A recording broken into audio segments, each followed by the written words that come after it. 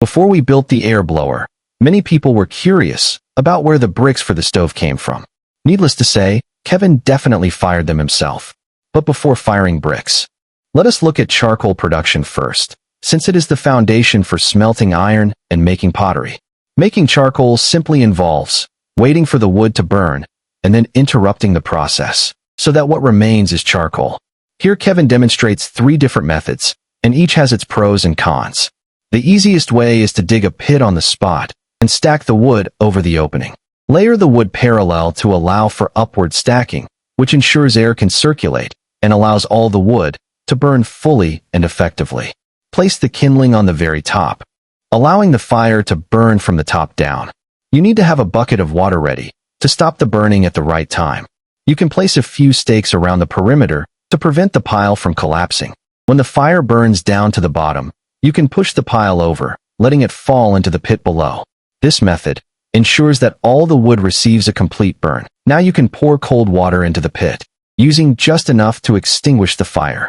The residual heat will dry the charcoal out, making this the most convenient method. It also takes the least amount of time, requiring only a very short while.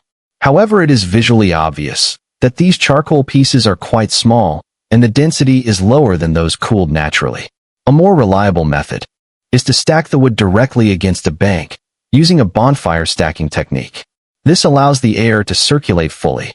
Now you need to mix up some mud and seal it evenly around the outside of the wood pile, leaving only a vent at the top. To have ventilation, you must allow for airflow. So here, Kevin opens 6 air vents at the base. Similar to the previous method, the fire burns naturally from the top down to the roots. Viewers watching this should not imitate this lightly, unless you are looking for a reason to eat for free elsewhere. This method, compared to the one before, takes a much longer time. When you can see flames at the bottom, you must seal up all the air vents to cut off the air circulation. This has already taken quite some time, and now it begins to cool on its own, which is a slow process. Usually you can open it the next day. You can see that relative to the previous method, the charcoal chunks produced here are larger, and the density from self-cooling is higher than manual cooling. If you are ever stranded in the wild, you might want to try this method. But if you have a long-term need for charcoal, then you can build a stove like this one. Vents are left at the bottom, basically the same as the previous one, except you do not need to dismantle it repeatedly. Imagine this: if one day you traveled back to ancient times, at least you would have a skill to help you survive. No matter which setup method is used, the goal is simply to allow for full combustion. You seal the top in the same way and let it burn from the top to the bottom.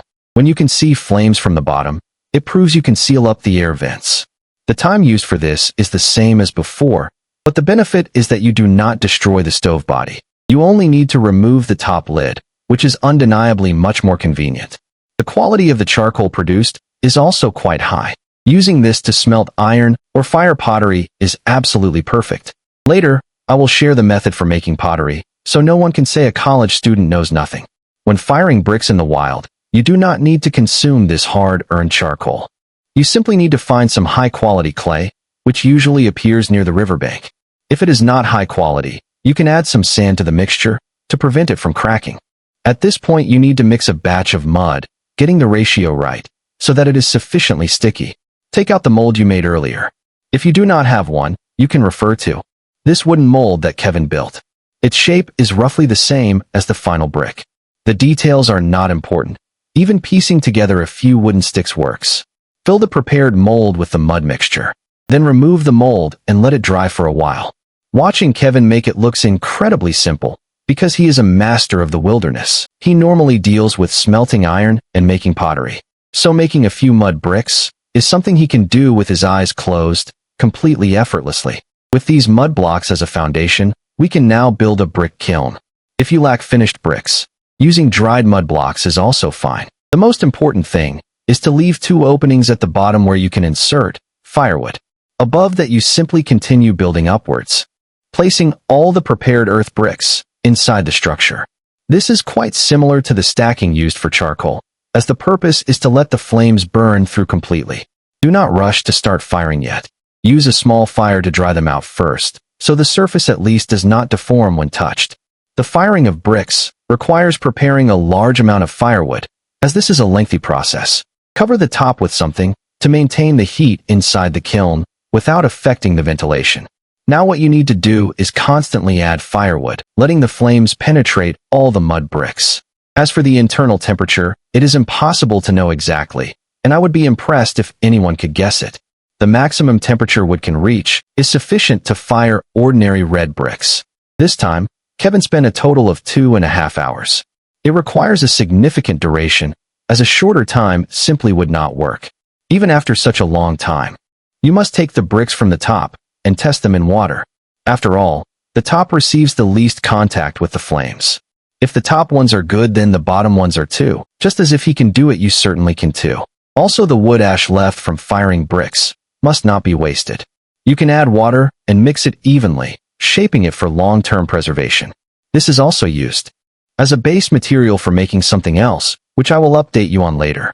The fired bricks did not dissolve after soaking for a long time, which represents success, meaning you can also use this step to test it yourself.